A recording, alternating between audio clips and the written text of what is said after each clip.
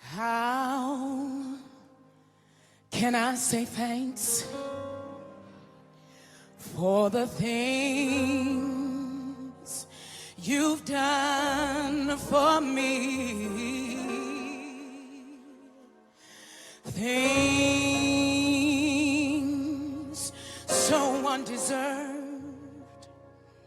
You even came to prove your love for me. The voices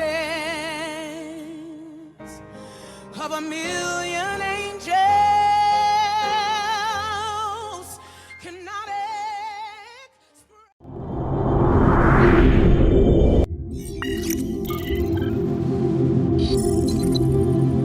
Tá? Então, nem todos serão mestres. Tem pessoas que estão aqui que Deus tem um chamado evangelístico. Vai ser grandes pregadores da palavra de Deus. Tem pessoas que estão aqui, como eu um dia sentei, e eu estudei quando eu fiz o básico, falei, eu não estou entendendo nada desse curso. Quando eu acabei o curso, que eu comecei a pregar de um lado para o outro, agora eu estou entendendo aquela matéria, só fui entender depois que eu terminei o curso. E tem pessoas que estão aqui na mesma condição, pensando assim, meu Deus, estou estudando aqui, nem sei para quê. Mas amanhã, se Jesus não voltar, existe na sua personalidade um grande líder espiritual, vai liderar a igreja. Alguns vão cuidar de trabalhos de missões, de departamentos de grupo. Alguns que estão aqui serão professores. A gente tem professores aqui que os alunos admiram. O Euclides, quem teve aula com o Euclides? O Euclides estudou aqui, o médico, depois fez o bacharel, hoje é professor na faculdade. Quem chegou a estudar com o professor Ricardo? O Ricardo estudou aqui, se formou aqui, bacharel, depois foi para a Mackenzie, deu aula aqui durante um bom tempo, agora virou a faculdade dele, é uma faculdade independente. Então, assim, quantas pessoas que já estudaram aqui e se tornaram professores aqui? Então, e eram pessoas assim, ó, que não falavam nada na sala, ninguém dava nada. Hoje está dando aula. Então, aqui, entre nós, aqui tem professores, com certeza. Então, assim, qual que é a ideia de nós começarmos a pensar? Estou estudando teologia, a gente fala assim, quem quer ser pastor? Lógico, quem deseja, episcopado, excelente homem deseja, mas nem todos serão pastores. Aí tem pessoas que estão aqui que não têm o chamado pastoral, mas serão grandes mestres. Tem pessoas que não têm o dom de ser mestre, mas Deus chamou para uma grande obra evangelística, e assim vai. O que nós temos que entender à medida é qual é esse chamado. E entender que esse texto aqui não está falando de consagração, ok? Não está falando de consagração, unção, separação, ordenação. Está falando de quem já estava exercendo a função no crescimento da igreja, e Paulo está dizendo, olha, ele mesmo deu uns para apóstolos, outros para profetas, tem gente que está profetizando, os apóstolos estão fazendo a obra, outros estão evangelizando, pregando o evangelho, tá, pessoal? As pessoas confundem. Depois que o pastor Gilvan Rodrigues, quem já ouviu falar do pastor Gilvan Rodrigues? Depois que o pastor Gilvan Rodrigues começou a pregar a palavra de um estado em outro, surgiu uma modalidade no meio evangélico chamado os pregadores itinerantes. Tá? Quem são esses pregadores? Quem pode falar? Pregando, né? Igreja. Pode falar, né? Eu vou ficar com vergonha, meio com medo, né? Os pregadores itinerantes são aqueles que saem pregando, né? E agora virou profissão, né? Alô? Quanto você cobra para vir pregar aqui? 5 mil, 10 mil, 15 mil. Tem pregadores que têm chamado e precisa da oferta. Mas hoje nós temos uma comercialização no meio evangélico, tá? E falando de teologia pastoral, muitos pastores que não conseguem pregar, preparar uma mensagem, pagam para esses pregadores pregarem nas igrejas, tá? E aí, da onde veio? Depois que o Gilvan Rodrigues começou este ministério, muitos foram e muitos têm chamada. Porém, nesse meio, muitos mercenários, não missionários, muitos mercenários vieram também. E são picaretas mesmo. Cobra. Teve um dia que o irmão ligou para mim e falou, Tojo, você prega em bastante igreja. Arruma metade dessas agendas para mim, eu te dou 50% do que entrar. Oxe. Falei, vai pra lá, Satanás. Pegar lá. Aí cada um que me aparece. Tá? Então assim, virou uma comercialização. Agora eu vou falar pra vocês. Quem seriam hoje, tá? Hoje, os verdadeiros evangelistas, tá? Porque existem 3 funções na teologia pastoral que se assimilam. Tá? 3 ministérios. O presbitério, o ministério evangelístico e o pastoral. Porque esses 3 ministérios, tá? Eles carregam a função de cuidar da igreja. Esses 3 ministérios. A função está 100% sobre o pastorado, porém o evangelista ajuda nesta obra e o presbítero tem a função de cuidar das igrejas. Nós vamos estar vendo isso. Por que não tinham nas igrejas pastores, mas você vê designação para presbíteros cuidarem de igrejas? Não é o pastor que tem que cuidar da igreja? Sim ou não? Tem uma igreja lá, tem que ter um pastor, não tem? Sim. Mas quando nós vemos o crescimento da eclésia, da igreja no Novo Testamento, nós vemos presbíteros que cuidavam das igrejas. Por que isso acontecia? Qual a distância do presbítero daquela época e a lacuna que existe com o presbítero de hoje? Tá? O que mudou do presbítero daquela época para o presbítero de hoje? O que é o pastor hoje naquela época? E o que seria o ministério evangelístico? Por que o evangelista em si, ele não fica 100% na igreja para exercer a função pastoral? O itinerante hoje, eu vou encerrar com essa fala, o ministério evangelístico hoje, ele quase não existe mais. Hoje, se você sentar com um evangelista, claro que sim, né, pessoal? Tem igrejas que o pastor manda fazer um curso, ele exige fazer um curso, o cara vai lá faz um curso, o próprio pastor ensina, o cara sabe o que é o ministério evangelístico. Mas hoje tem pessoas que chegam nas igrejas e falam, vou te ungir evangelista porque você prega bem. Vai lá e unge o camarada, lá separa o camarada evangelista. Já viu vocês aí? O irmão prega bem, você, a partir de hoje você é evangelista. Vai lá, coloca a mão, ora, evangelista. Mas se você sentar com o camarada e falar o que é evangelista, né? Aí vai ficar estreito o negócio, né? Vai ficar complicado. E o que seria o evangelista, tá? Existem pelo menos 5 vertentes de palavras para o evangelista, tá? Uma delas vem da expressão querusso do grego, tá? Inclusive, uma das expressões mais bem aplicada da terminologia da palavra evangelista vem da Igreja Batista, um livro que tem por título O Manual do Evangelista, tá? Tem todas as aplicações do termo evangelista e é um livro muito bom. Eu, inclusive, já li.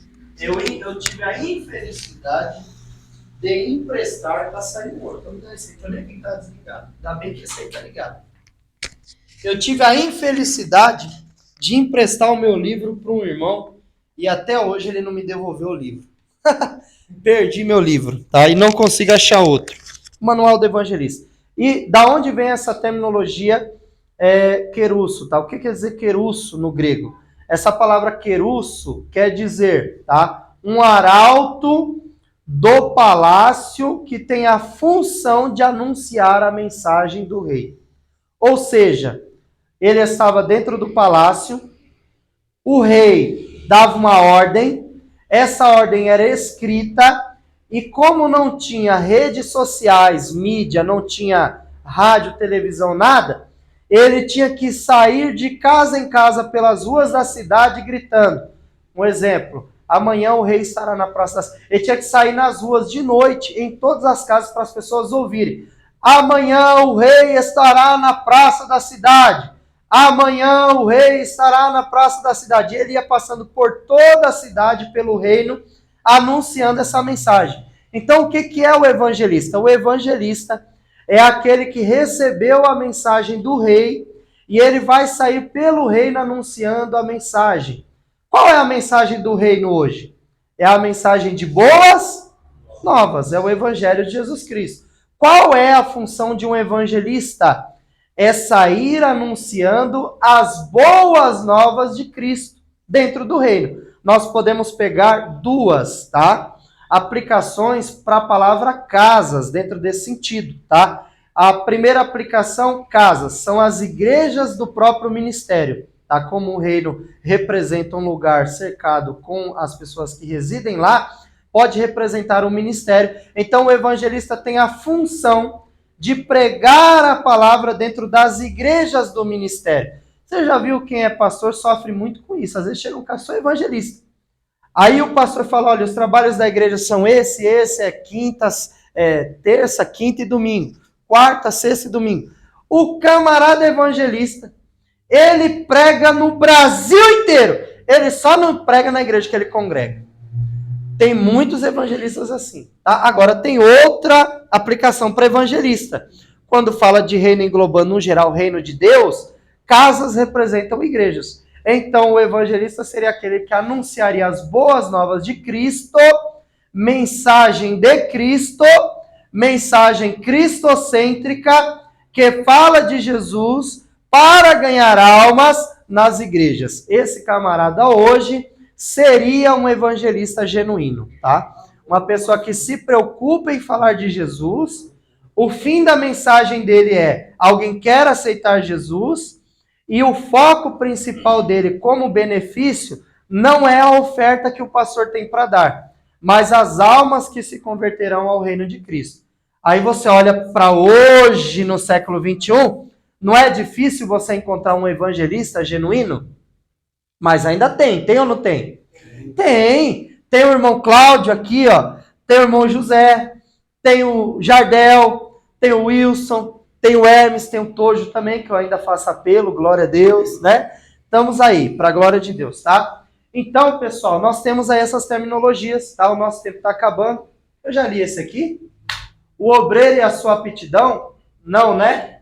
É muito fácil aprender qual é a sua capacidade, examinando os resultados, né, pessoal? É preciso dizer que a maior parte de nós não sabe valorizar as aptidões.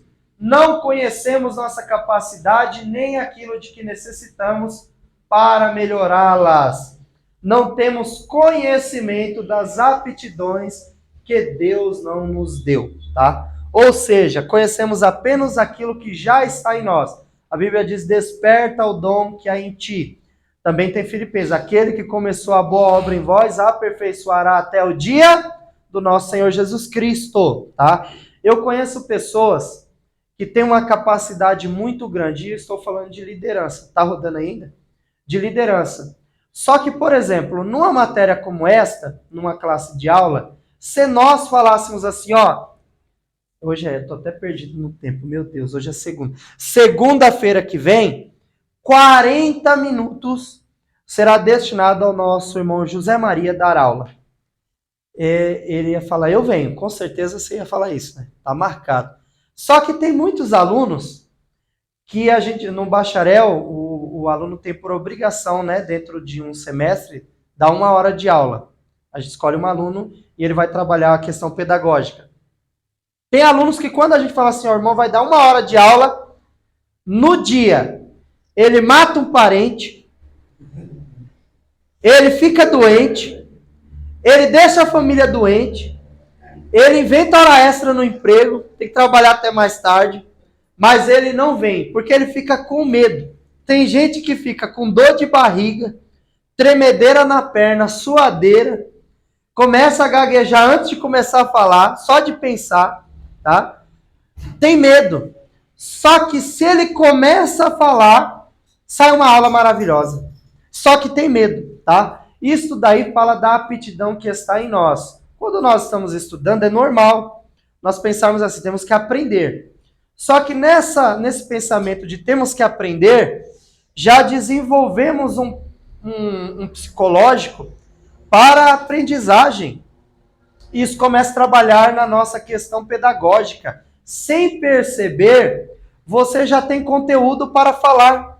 Acredita nisso? Pessoal, vou falar um negócio muito importante. Fecha a Bíblia aí, quem está com Bíblia, livro. Livro. Fecha seu livro. Pode fechar, fecha o livro. A gente vai encerrar aí, que já está quase dando 22 horas. Ó, eu vou trazer alguns vídeos aí na aula que vem, e vocês vão ficar chocados com a questão do ministério pastoral, tá? Então tem uma dinâmica bem bacana. Pessoal, eu falo sempre isso, pessoal, às vezes eu sei que a correria é difícil, mas dá uma lidinha lá nas páginas do livro, ó, da página Começa que página aí? Me ajuda aí. Deixa eu pegar o livro aí. Vou deixar uma indicação para vocês. Ó, começa aí na página 13, né? 13, 14. Ó, tenta ler aí até a página... não tem muita aplicação de texto, que trabalha mais com a questão de ética. Tenta ler aí até a página 26. É bem rapidinho para você ler, ó. É bem rapidinho. Porque se você ler o livro, você com certeza vai ter uma pergunta. Vai falar, ó, não entendi isso aqui, ó. Ó, por que isso aqui? Então, quando você lê, você consegue preparar perguntas, tá? Na maioria das aulas, os alunos ficam com medo de perguntar, tá? Fazer um comentário, fazer uma aplicação bíblica, você pode fazer, tá? Inclusive, gente, quando vocês estiverem numa aula, teve um aluno que chegou e falou assim, o professor falou um negócio na sala, não vou falar a turma, por questão de ética, o professor falou um negócio na sala e eu não concordei. Eu falei, porque você tinha que falar na sala, fala por que você não concordou e mostra, de um ponto de vista bíblico, por que você não concordou. Isso vai enriquecer a aula. Eu falei, mas aí atrapalhar o professor. Pelo contrário, gente, quem está pagando para ter o conhecimento são vocês. Nada melhor do que se vocês estão pagando para adquirir o conhecimento, quando tiverem dúvida de alguma coisa, é fazer a pergunta de vocês. Não, mas espera aí, eu lembrei de um texto bíblico aqui. Vocês podem fazer isso no comentário, tá, gente? Vocês pagam para isso, para ter o material, para ter o professor dando aula e responder as perguntas de vocês, tá? Então, isso é um direito. Então, nós vamos falar de apóstolos e pastoras, tá? Pode ficar tranquila, não é essa aula aqui ainda não, tá? Acho que na página 29 ou 30 ali, a gente vai entrar nessa temática aí, tá? E dá muita polêmica mesmo. Então, vamos voltar aqui para a questão. Vocês fecharam o livro, abre o livro agora. Coisa rápida, você vai fazer isso aqui, ó. E já vai fechar. Agora fecha, quem já abriu, fecha. Dá uma olhada assim nas duas páginas, né? Dos dois lados assim e fecha, tá? Pode fechar. Quem já olhou, fecha. O que está escrito na primeira frase completa aí do livro que você abriu? Quem consegue falar? Qualificações morais do ministro. A minha parte aqui, qualificações morais do ministro. Tá completo o texto. E a linha de baixo? Hoje não. Não. Aí complicou. Tá vendo? Isso aí é normal, tá, gente? Isso é uma questão psicológica, tá? Isso aí é didática. Pessoal, quando nós abrimos um livro, nós não conseguimos ler todo de uma vez. Consegue? Um segundo, você olha e já leu todo o texto? Não. Nós temos que assimilar. Fazemos isso fazendo a leitura, tá? Só que o nosso cérebro, segundo o Dr. Macros, que é psicólogo, o cérebro tem pelo menos 3 características importantes, tá? A primeira ele chama de RME, Registro de Memória Existencial, RMC, Registro de Memória Contínua, e algo conhecido como RAM, que a gente conhece mais por causa do computador, Registro de Arquivamento de Memória. O registro de memória existencial é algo que nós não conseguimos lembrar. Tudo que você viu desde que você nasceu, e aquele médico lá cortou o cordão umbilical e você não se lembra, você não lembra da dor, mas a criança sente aquilo ali. Até aquela dorzinha do cordão umbilical, isso está gravado no seu subconsciente. Tudo que você já viu, o odor que você já inalou, os barulhos que você já ouviu, aquilo que os seus olhos já contemplaram, tudo isso está registrado aqui, ó, na sua memória, no seu subconsciente. Registro de memória existencial. Quando você abriu esse livro, você não consegue assimilar, nem eu, porque nós precisamos fazer a leitura, colocar isso em algoritmos para poder compreender. Mas o seu cérebro já leu, já tirou a foto e já gravou isso lá na memória. E aí o que acontece? Se quando você olha, você olhou, ele registrou, mas você não assimila, agora imagina quando você lê, assimila, mas aí depois você esquece tudo. Vou fazer uma enquete sem brincadeira, tá? Se não, é que tem um vídeo gravado. Mas, se não tivesse o vídeo gravado, e você, o irmão Hermes disse que eu fiquei falando, eu até tentei falar mais devagar, mas não consegui. E eu perguntasse na próxima, pessoal, o que foi que eu falei na aula passada mesmo? Ia ter um problema, não ia? Fala a verdade, não ia, porque tem coisa que a gente esquece. A psicologia diz que de tudo que nós aprendemos, conseguimos guardar no mínimo um terço. Então, um terço dessa aula você tem que ter, pelo menos, assimilado, tá? E aonde que está a questão? A questão é que Jesus disse assim, olha, quando vocês forem falar em público, não ficais preocupado, porque eu vos revelarei. Não? O que ele disse? Vos fará? Ué, mas o Espírito não revela? Para que lembrar? Sim ou não? O Espírito Santo não revela? Teve um dia que o irmão olhou para mim e falou assim, o irmão olhou assim para mim e falou dessa seguinte forma, o irmão falou, eu já estava cuidando da igreja do Bosque, o irmão olhou para mim e falou assim, o Espírito Santo de Deus que revela e não se engana, está dizendo que você vai sair da igreja que você está e Deus vai preparar uma igreja para você congregar. Aí eu falei para ele, ô irmão, o que eu faço com a igreja que eu estou dirigindo lá? Eu mando o povo embora? Mando cada um procurar seu rumo, largo lá, minha esposa. Faça o que com a igreja? Fecha o salão? Aí ele ficou sem graça. Mas ele disse, o Espírito de Deus que revela e não se engana. Esse aí se enganou, né? Pelo menos esse se enganou. Então assim, é complicado. Então assim, não, quando Jesus falou assim, olha, quando vocês forem levados a público, estava falando para os apóstolos que eles iam diante do tribunal, dos magistrados, eles iam ter que pregar. Ele disse assim, ó, eu vos farei lembrar. Lembrar o quê, pessoal? Você só pode lembrar aquilo que você já aprendeu, aquilo que você já ouviu, aquilo que você já viu. Então Jesus falou assim, olha, o que eu ensinei, o que vocês já aprenderam, vocês vão esquecer. Mas quando chegar a hora de pregar, o Espírito Santo vos fará lembrar, tá? Então eu tenho certeza de algo, tá? Todas as disciplinas que nós estamos estudando, e esta aula de hoje, por incrível que pareça, aí o aluno vai dizer, o professor falou muito rápido, mas na hora certa que você precisar usar o conteúdo, o Espírito Santo vai fazer lembrar. Você crê? Amém? Então vamos ficar de pé. Próxima aula. Pessoal, amanhã essa aula já vai estar na plataforma. O que você faz? Chama a irmã Maria lá, vai no Business, no WhatsApp, no privado e fala, eu quero minha plataforma. Tá, meu acesso, tá bom? E aí é bênção, tá, gente? Desejo a vocês uma semana abençoada e nós vamos orar para encerrar. A irmã Valmiane ora? Pode orar. Sim, meu Deus.